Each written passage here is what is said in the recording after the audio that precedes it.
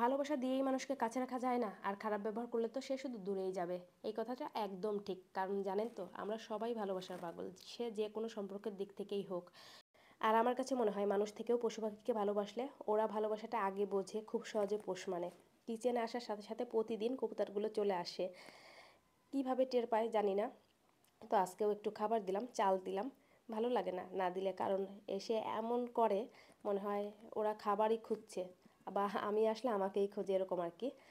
তো একটা না, পরে বেশ কয়েকটা কবুতর আসছিল, রান্নাবান্না তো শুরু করে দিয়েছি। গতকাল শাক নিয়ে আসা হয়েছিল, তো শাকগুলো এইভাবে বেছে রাখছিলাম, কিন্তু পরিষ্কার করে এখন ধুয়ে নেব। বেশ অনেকটা শাক। দেখে মনে হয়েছিল শাকটা ভালো হবে না, কিন্তু রান্নার পরে বুঝতে পারলাম শাকটা বেশ ভালো, একদম ফ্রেশ কচি শাক ছিল। আরও অনেক কিছুই রান্নাবান্না করা হবে, তো তার আগে চলুন সকালবেলা আজকে একটু খাবার দাবার রেডি করি। রুটি, কলা, কেক এই টাইপের খাবারগুলো সবসময় বাসায় রাখতে হয়। আর সবসময় দেখা যায় এই রুটি নিয়ে আসলে নষ্ট হয়, 3-4 পিস করে খাওয়া হয় না, ডেট চলে যায়, তারপর ফেলে দিতে হয়। তো আজকে ভাবলাম রুটিগুলো নষ্ট না করে সকাল সকাল একটু অন্যরকম খাবার দাবার রেডি করি। রুটিগুলো দুইটা সাইড একটু সেঁকে নিচ্ছিলাম।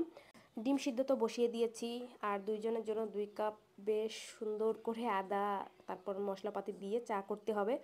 এই তো এই হলো আজকে আমাদের সকালের খাবার। বেশ অনেকটা রুটি ছিল। প্রতিদিন তো সকালে ভাতই খাওয়া হয়, ভাত খেতে যদিও সকালে প্রতিদিন ভালো লাগে না, কিন্তু সময় সুযোগ বা অলসতা সব কিছু মিলিয়ে আর রুটি পরোটা ওইগুলো তৈরি করা হয় না। মাঝে মধ্যে যখন খাওয়া হয় বাইরে থেকে নিয়ে আসা হয়। আর এখন সকাল সকাল একবারে সারাদিনের রান্নাটা কমপ্লিট করি, তো এর জন্য আর অন্য কিছু করার ওইভাবে সময়ও হয় না। আর রান্না এখন মনে হয় যত তাড়াতাড়ি হয়ে যাবে, সারাদিনের সব থেকে বড় কাজ বা বেশি কাজ হয়ে যায়। আজকে আমরা বলা যায় প্রায় একসাথেই 3জন ঘুম থেকে উঠেছি। তো গরম গরম চা রেডি। আজকে কিন্তু 3 কাপ চা করেছি। মেয়েটা আবার সকাল সকাল বায়না ধরেছে, সে চা খাবে। ওকে চা দেয়া হয় না, খায়ও না। তো আজকে যেহেতু বায়না ধরেছে একটু দিয়েছিলাম, কিন্তু চাও খায়নি, একবার একটু মুখে দিয়ে রেখে দিয়েছিল। এই তো এই ছিল সকাল সকাল খাবার দাবার। বেশ ভালো লাগলো অনেকদিন পর একটু অন্যরকম খাবার দাবার খেয়ে। তন্না শুধু 2টা রুটিই খেয়েছে, চা আর খায়নি। ডিম সিদ্ধ পরে আমি খাইয়ে দিয়েছি। তো আমিও খাওয়া দাওয়াটা করে নেই, পরে আস্তে ধীরে রান্না বান্না করব। আজকে ভাবছি কোনো ডাল টাল রান্না করব না, মাছ করব, শাক করব, দেখা যাক আর কি করি। এখন সবজি কাটতে কাটতে ঠিক করব কী রান্না বান্না হবে। একটু বেশি করে রসুন কুচি করে নিলাম, এর মাঝে শাকটাও কেটে নিয়েছিলাম। তো শাকটা বসিয়ে দেবো।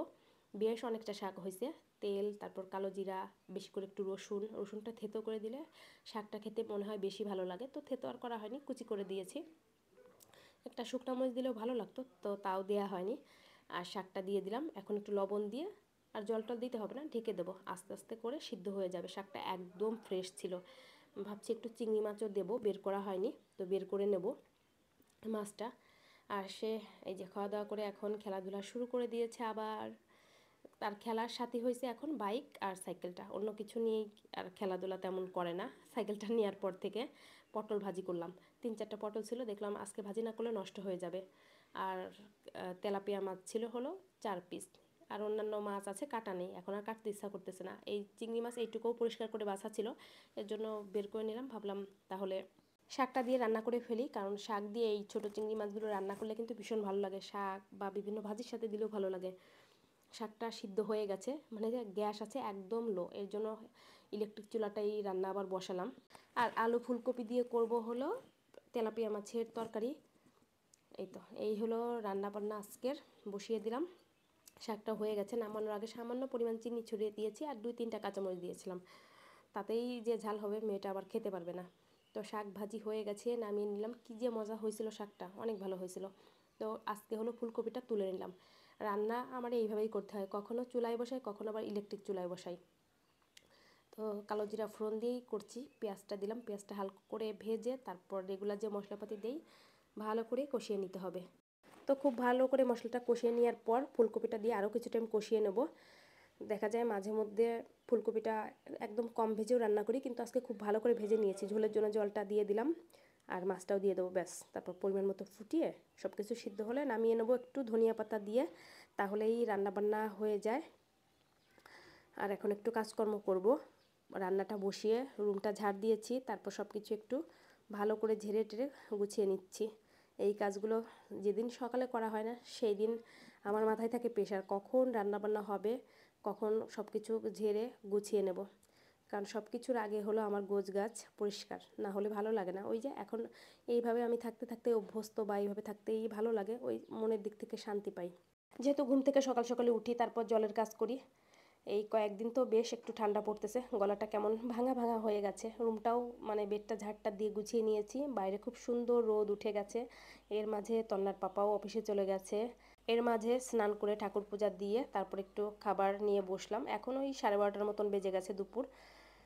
তো খাওয়া দাওয়া করি, তারপর দেখি একটু ঘুম দেব। কারণ ভোরে যেহেতু ঘুম থেকে উঠি, তার থেকেও দেখা যায় এখন অভ্যাসে পরিণত হয়ে গেছে। তন্না সোনাকে ঘুম পাড়াতে পাড়াতে আমিও ঘুমিয়ে পড়ি, না ঘুমালে ভালো লাগে না। বেশিরভাগ দিনই ঘুম থেকে ভোরেই তো ওঠা হয়। তো যাই হোক, আজকের মতো ভিডিওটা এই পর্যন্ত। সবাই ভালো